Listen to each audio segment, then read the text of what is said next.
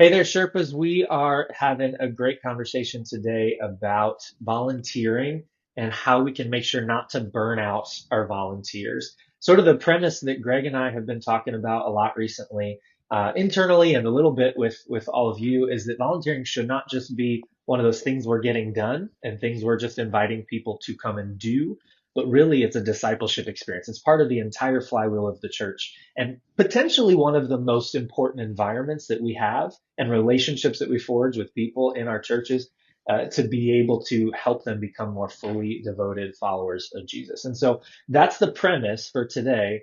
But there's a big looming possibility that could ruin all of that. And that's why we got a good friend of Greg's for a long time, new friend of mine, Jason Young.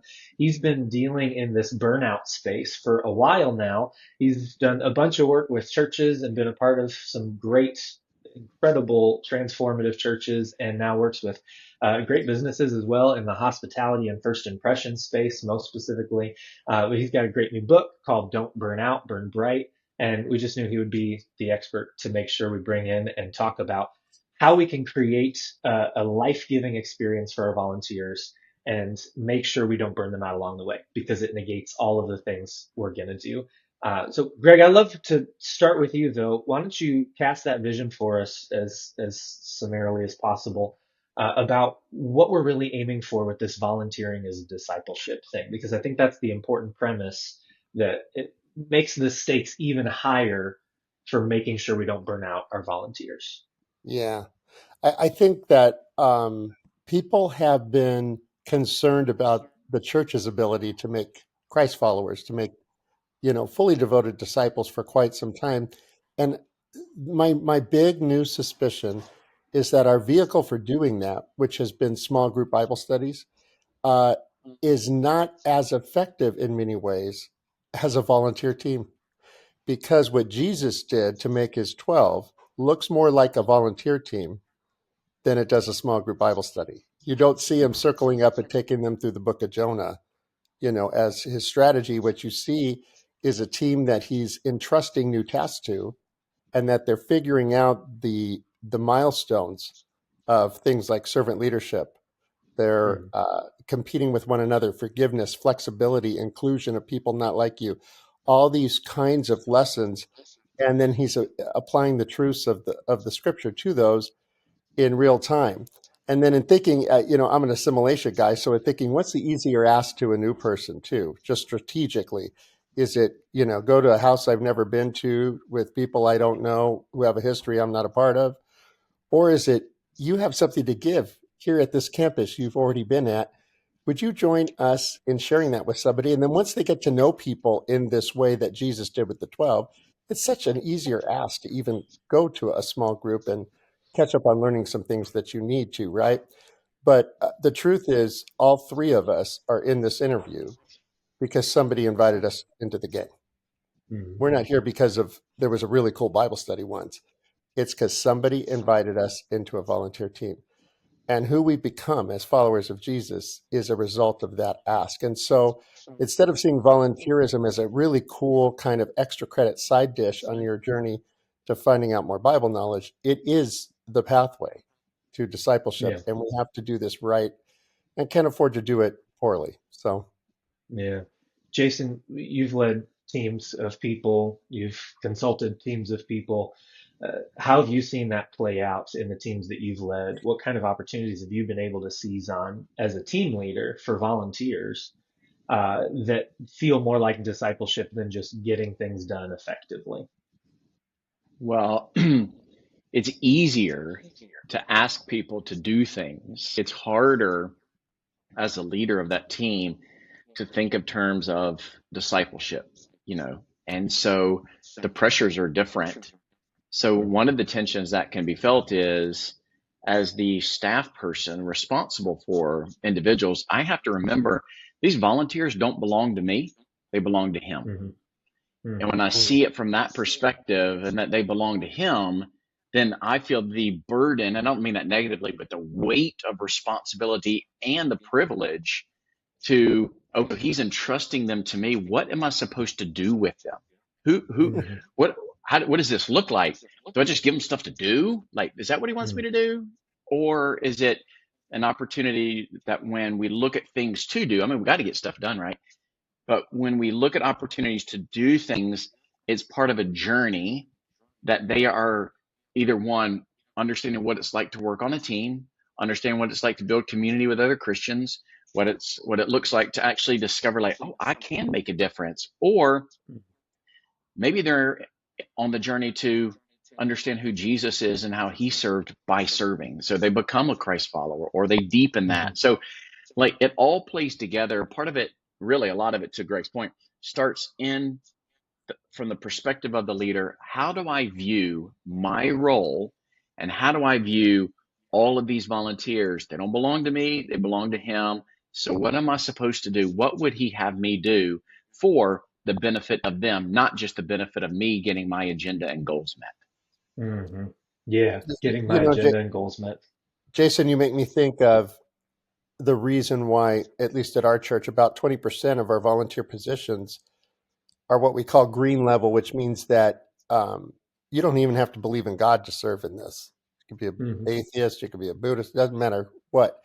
And the reason is when you're making a disciple, you're starting with somebody who really doesn't know God many times, and you're starting them from there and then helping them discover a real life transforming connection with Jesus. And when Jesus did this with the 12, some of them, they weren't even figuring out really who he was fully Mm-hmm. until about a year and a half into being a part of this team. And so we have to make room for and understand that these teams are an environment where people discover Jesus as well as grow in following him and grow in their own spiritual formation. Yeah. Mm-hmm. Yeah. I Yeah. mean, for years, the church talks about groups, small groups, community groups, Sunday school, whatever language your church uses. And we talk about like how life is messy. And so in these groups, people can be messy and they're trying to figure things out. That also helps that also applies to the volunteering world. And so I Yes. think Mm-hmm. the danger churches face if they're not careful is you expect people to have it all together and your whole process complete, and they can show up as like the picture perfect volunteer. Mm-hmm. That might benefit you, at least you think. But if our Mhm. goal Right. is to help develop fully devoted followers of Christ, does it benefit them? Yeah. Yeah. Yeah. It makes me think of a, a phrase we used really often at Mission where I served. It was that developing is greater than doing. But Mm. it really seemed like the sneaky thing that got caught in the middle that wasn't like development actually, but felt like it was delegating.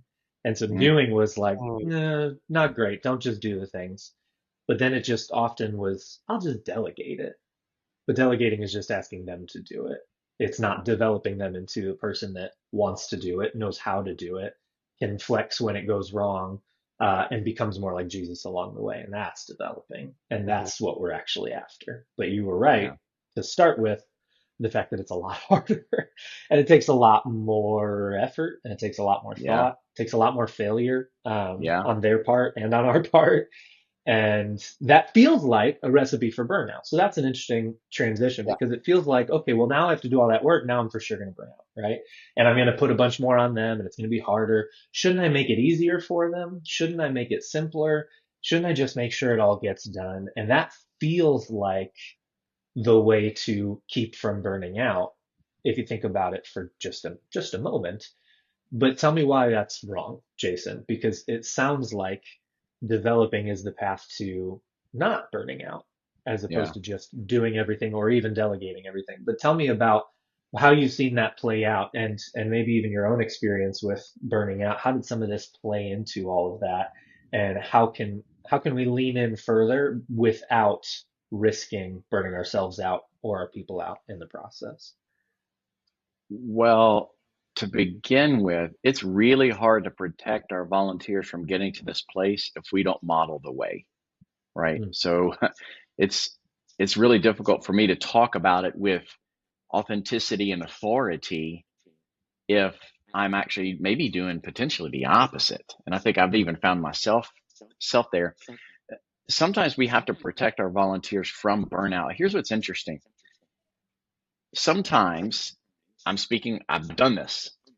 Yeah. but I've also been on the other side. So on church staff, sometimes what we forget is our volunteers, they have a life outside of volunteering that is potentially already stressful, exhausting, and they're already at the point of burnout unrelated to Right. volunteering. Right. And so I've been on the staff where I have at times forgotten that. Well, I am now on the side that I'm out there. I'm a volunteer where I go to church, and Right. I'm like, man, you have no idea. I just, and again, it's not that the staff person should, but we just have to be mindful that some people coming into volunteer roles may already bring with them stress, exhaustion, and burnout from outside. So it could be the home, job, money, emotions, whatever. Right. And when we think about volunteering, we have to make sure a lot of things actually contribute to these levels that we may not actually correlate with them, such as if a volunteer doesn't have clarity, that adds a Mm-hmm. burden unnecessarily. Mm-hmm. Mm-hmm. If you keep asking the same people and you're not willing to do the hard work to expand the volunteer base, that adds stress. If you know, you don't communicate well, or you communicate late, or Mm-hmm. there are things that staff people do that actually make things harder volunteer. And here's the last thing I'll say to this. It usually starts with stress, but then most people don't know how to cope with stress, and when you don't know how to cope with stress, it leads to exhaustion. And Mm-hmm. what's interesting about exhaustion is it literally means you are tired because you've had excessive stress. But you can Mm-hmm. adjust some levers like hobbies, diet, um, calendar. You could Mm-hmm. you can adjust some levers and you can actually bounce back from exhaustion. But here's what's interesting: if stress doesn't get coped with well, leads to exhaustion. If those levers don't get pulled appropriately, that Mm-hmm. heads and leads a person to burnout. When you're in burnout, you don't bounce back from burnout. You can get to burnout alone, but you can't get out of burnout alone, right? You get there alone, Mm-hmm. but not out alone. You can Mm-hmm. not bounce back from burnout because you crawl out of burnout because Mm-hmm. you just don't Mm, have it in you. So, and actually, it's defined as a psychological syndrome that you've had too much stress for too long, Mm-hmm. Mm-hmm. and pulling the levers isn't going to fix it. So when you think about our volunteers, think about what's happened in their life outside of volunteering. Then when we Mm-hmm. think about inside of volunteering, does it create more stress? Is it exhausting? Right? And a lot of that can be prevented when we put Mm-hmm. in certain systems, and Greg's awesome at these systems that actually prevent them. This book I wrote, Don't Burn Out, Burn Bright. Yes, it is about preventing burnout, but the bigger message of the book is how do you find and keep your joy at work and in life? So if you're a Mm-hmm. volunteer, if you're a staff person, our goal is keep your joy, because Mm-hmm. stress, exhaustion, and burnout, they are there to steal it, right? Mm-hmm. And we want to try to prevent that. Yeah. So joy is actually a strategy instead of just not burning out. Keeping Yeah. joy is a much healthier positive goal, it sounds like. And that means even creating, it sounds like, a culture of joy, celebration, support, not being siloed and working alone. It seems like it's the positives that we have to make sure we're adding in, not just, I hope I don't burn anyone out, or I'll make sure to give them a break when they're exhausted so they don't get all the way to burnout. That doesn't seem Yeah. like the strategy you're advocating for. Sounds like No. it's the yeah. positive things that we're actually looking for. Yeah. It's making me think of a person. His name is Rob Fairfield. He is just, I love this guy, and he's on our Anaheim campus. He is probably around my age, and he has a very high powered job. He has a Mm. very big job. But he tells me on Tuesday I start dreaming about the weekend at church Mm. because I Come on. live to serve at this. The level of joy, as you were Mm. putting it, Jason, is so huge with him. He just lives for this, and we've trained him in coach level leadership, which means that he leads leaders. And at Mm. times when our staff has had to be gone, he runs the entire show for 5 services, and he Mm. lives to do it. Like his joy level is great. And you just can't be a steward of each other's joy when you're running your volunteer program from a planning center invitation. That's the Yep. extent of it. Yep. accept, reject. Hmm. You cannot Yes. produce that joy if the only interaction really is that I've accepted and I will show up at my post, uh, have my coffee, and go home after church. Hmm. Or train you on the logistics, Yeah, or yeah, yeah, yeah, or fix something when you did it wrong and screwed up. yeah. Well, I mean, Uh, when we think about our normal lives, just all of us, I don't care if you're a volunteer, staff person, some of the most meaningful moments that we have had in church, out of church, have become because there was a relational thing that mhm, happened. It could have been at the grocery store, at a retail store, at a theme park, at a church, it doesn't matter.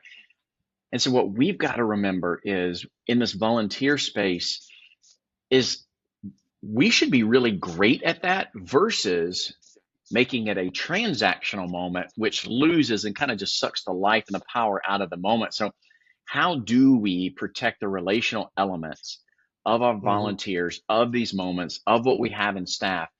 Because that's what we're trying to create, these meaningful and memorable moments. yeah. So what are some of the ways we can do that? Whether it's, cultural things, which really something I've been thinking about a lot recently is that culture is not a thing that you can create. It's something that you notice once it's already been created, because Hmm. it's the habits, it's the decisions, it's the language, and it's the systems that create something. And then culture is just what you name it later once it's already been created. And so what Hmm. kind of, but in the same way, that's all semantic, whatever. So yes, you do create culture, but you create it with those levers. And I like the levers analogy. So what kind of levers can we pull when it comes to the systems, the language, the habits that we're making sure we're living out with our volunteers, and also the things that we shouldn't do? And I want to start. You said something about communication, and it feels like long gaps or always having to start an email with, sorry, it took me so long to get back to you, Yeah. or my apologies for the delay, or this is the worst. And especially not being on a church staff anymore. And I get this one sometimes, like this one hurts.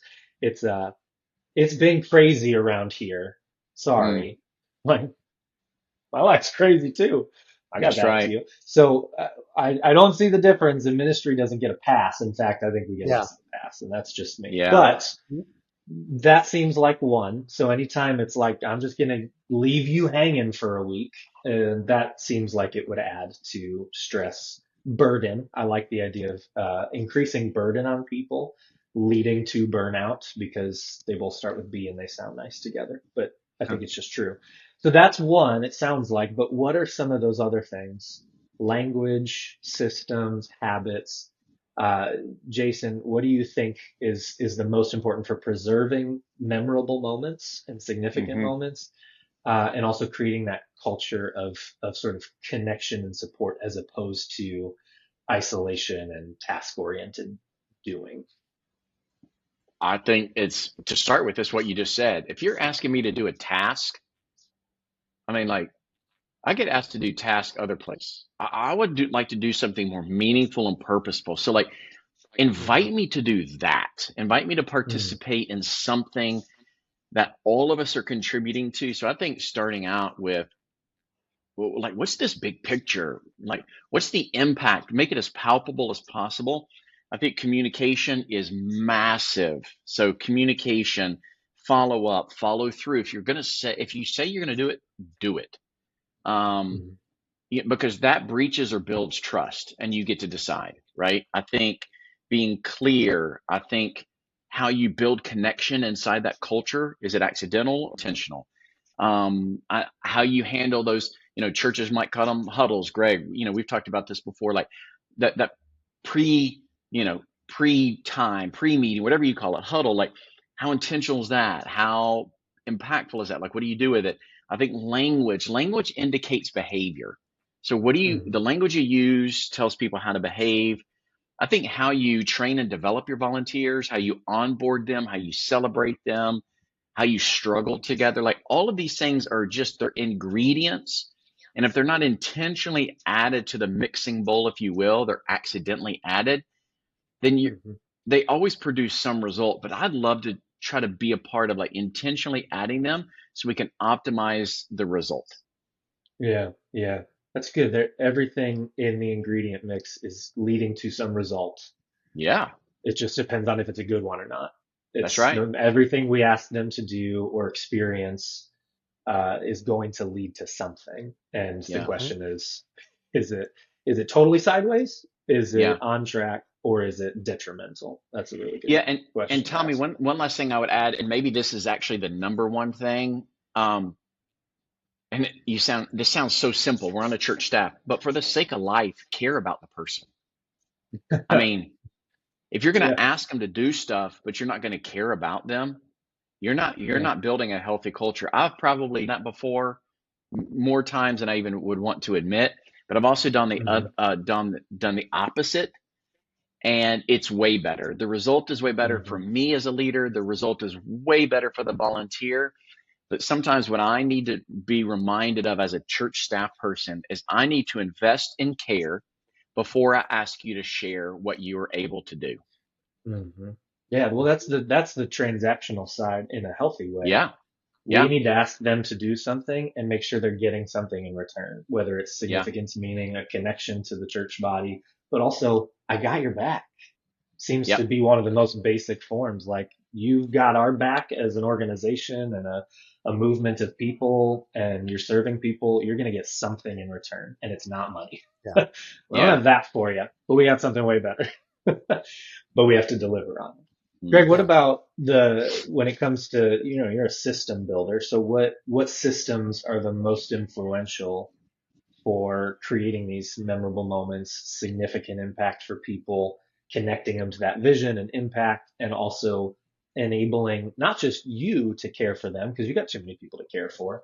So what does that system look like to create levels of care so that everyone experiences it? Well, our Sherpa tribe definitely knows that the component that automates all this and makes it work is an environment. And in this Mm-hmm. Hmm. case, a relationally rich environment like the one Jesus created for his volunteer team, or the Mm-hmm. 12. And so, when you have an environment that uh, is healthy, it produces the thing you want naturally. Okay, so then I feel that you need then to systematize the right environments. You create a Mm-hmm. system that grants those environments where those things happen naturally. So uh, the two ways we've done it, one is something I've called our volunteer engagement cycle or flywheel. And what it looks like, it's nothing genius, but around in the early part of the year, around February, we've been having for the last several years a huddle, and it's a meal where they're at tables. There's discussion, there's some fun games, there's some really cool vision stories of the impact that they're having in their area. You know, it gets laughs, it gets tears, sometimes some breakouts to do some skill training, but it always ended with the same thing: and ask to move up a level of leadership, to invite them to dare to believe that they could have a wider impact if they had some leadership training. And we had Mm-hmm. have 5, 6 levels of leadership that they could do, and we would invite them into these 5-week prep mods to grow Mm-hmm. that level of leadership. And that's what they'd be doing for the next couple of months. And then in the summer, we just invite their team leaders to have their team do something fun. Could be a potluck, could be go to the beach bonfire, hang out at their house, go to a movie, whatever, and just create that relational environment. And by the way, one of the easiest ways to know if you have a team or just a job is there a leader? Because there's no such thing as a team without a leader, right? Otherwise, it's Yep. just a job and nothing's happening, right?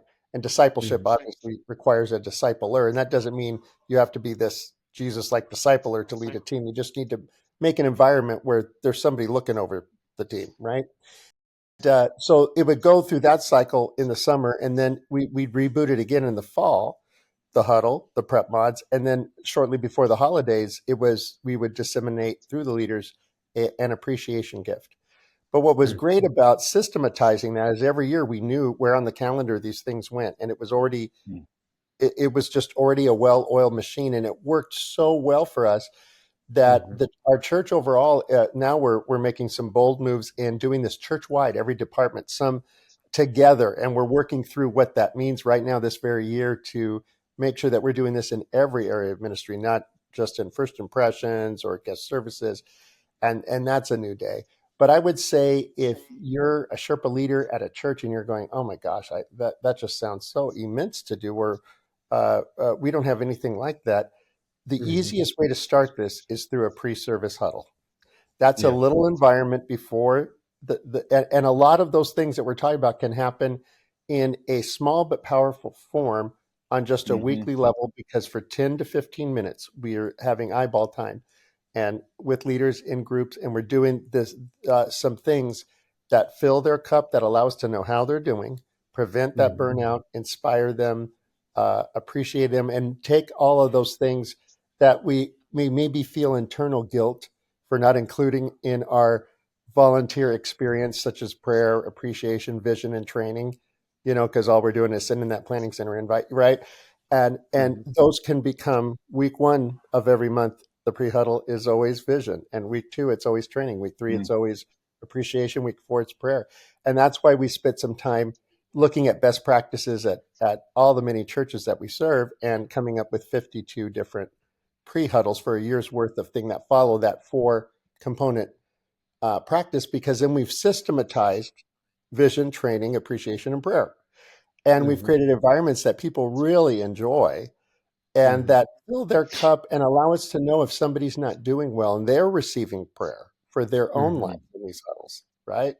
They're, in our guest services team, they have an impact on local compassion because they serve together outside of what they do there. Now, when some of them are in a bad way, having health issues, whatever, it's their other teammates, not necessarily their small group, that is Hmm. bringing the meals over. And Yeah. that's the kind of environment that not only avoids burnout, but it creates such great care, and it makes people feel like they belong. Like Jason was saying about purpose, everything. It just the right environment does that. And if you can systemize that environment through either an engagement cycle over the course of the year or weekly pre-service huddles, Hmm. you're going to take real territory in somebody's life. Yeah. That's right. Jason, I think we've gone a lot of great places, and I think we can talk about particulars forever. But I'd love maybe to wrap us up. Why don't you paint us a picture of the negative stakes and the positive stakes? Like, what's going to happen if we don't take this seriously? And paint it vividly so we can be scared of it. Hmm. But then also paint us a positive picture of like, what does life look on the other side when everybody has what they need? And what is Hmm. that going to mean for us personally, pastorally? And what's it going to mean for the future of our churches if we get this right? Let's start with what's going to go wrong if we get it wrong, because that's usually Yeah. helpful as well. Yeah. I mean, I think one of the top things is that could go wrong is the person doesn't get to experience the benefit of discipleship Mm, intentionally, and all of the ramifications, the domino effect of that, of getting to know Jesus, growing in Jesus, sharing Jesus, learning new things about Jesus, sharing those things with other people. Like, I mean, just the cascading effect of that one thing should almost alarm us enough mm, to, awaken to the opportunity that's in hand. But then there are some other things, like if it's not a great environment, to use Greg's word, I think it's a really appropriate word. It could be discouraging. It could be frustrating. It could be disappointing. mm, And like it or not, it may be for some the first experience of what it's like to be at and in a church. And Mm-hmm. like, that's a huge stake. However, just because somebody's been in church for 20, 25 years, again, it's equally important. They're just at a different season. And so helping understand, like, I need to do all I can to build the environment with, like like Greg was saying, if I've got to build a system that's clear, communicate, training, the language we use, the relationships we're building, the opportunities, if they want to become a leader, and if not, that's okay too. mm, How do we create these moments if somebody is not a follower of Jesus, but somebody who's been for 30 years? Like, what's mm, that experience like? So the stakes are, if we don't get this right, people could leave the church. Um, people may lose interest in Jesus. People that follow Jesus may start like doing it more as just a transactional thing. Um, if we don't set up the system well, the environment well, it's disorganized, and it feels like, you know, it doesn't matter. If we get it right, if we do it well, not perfectly, but if we do it well, intentionally, then we find ourselves, again, starting with the discipleship. We see people learning and growing. Again, not perfect, but it's intentional, right? It's doing what we know that it should be doing, and all of the cascading impact from that. When it's organized, when we're communicating clearly, when we're making our actions thoughtfully done, when we follow up and follow through, when we don't add unnecessary layers of work or steps, to do, and it's as simple as it can be, then what we're allowing is we're really preventing people from getting to a place of discouragement, and keeping them encouraged and joyful. But maybe the most important thing is what we talked about earlier. When we give care, what we find ourselves doing is that, to Greg's point earlier, when people are connected, the people who show the most care, are the people that are around them the most, right? That group of those team members. Like, sometimes I cannot tell you how many times, now maybe this is an indictment on me, I would find out something weeks or months later that happened in a group, and I'm like, oh, did anybody do anything? And they're like, dude, you're like weeks and months behind. Like, we already did X, Y, Z, A, B, C. And I'm like, We got it covered. all right, this is what is supposed to happen. And so the stakes, I love that you asked the question. I think the stakes are high. I think it's worth going all in. I'm putting all my chips in, if you will, as it relates to building the healthiest volunteer culture that I could possibly build, because there are so many stakes that are at play and at risk. It's worth all of my effort and all of my care. Yeah. I love it. Yeah. Well, everybody, this has been an incredible conversation, and the right amount of challenging, I think, the right amount of scary, and also the right amount of optimistic. Because if we do get it right, I think the sky's the limit on the Yeah. picture of Jesus that we could hand to people. Mhm. We're handing them a burden of the world and the people that we serve, and it's light because Jesus will carry it with us, and they get to experience that by going shoulder to shoulder with people that care about them. And I think that's an incredible picture of what God does for us. Um, Jason, they can find you at don'tburnoutburnbright.com. That's the best place also to get started, because from what you told me, you got a free assessment on there that'll Yep. help you figure out where you're in danger of burning out personally. I'm sure Yeah. you could also port all of this over to leading and creating a volunteer culture that makes sure to do all this, but it does start with us. So we've got to do it personally. You've got this great book that's also out that goes with that assessment. So don'tburnoutburnbright.com. And then, Greg, best place I know to find us is, I don't have to ask you. I do know because I'm there too. Yep. But assimilators.com, because you can start building some of these systems with the free checklist that hits all the 4 different parts of an assimilation system. But the video course, really, it's section 5, 6, 5. One of those 2 Five. sections is section 5. I never remember the order. Is where we really get into building these systems for volunteers, and it's super hands-on and really accessible. But then also these huddle plans Yeah. have gotten some great feedback so far. We're super excited about them, and it's the easiest way to just get it done for the year in 15 minutes or so. And so hopefully those will Yep. be helpful too. But And I all have of to that's brag linked on down below. Tommy because I'm so not very technologically savvy. And what he's done with True. this thing where they can personalize the content to their church and drag it over, and it appears on their calendar which one they're doing when. Like it's a thing of beauty, and I love that. For somebody who's Awesome. just doesn't have the technical prowess to deal with all that, I just love how usable it is at the end of the day. So thanks, Tommy, for helping make that such an incredible offering. My pleasure. Trying to lighten the load on Yep. everybody for sure. Thanks, everybody. Keep climbing toward the summit. Love you.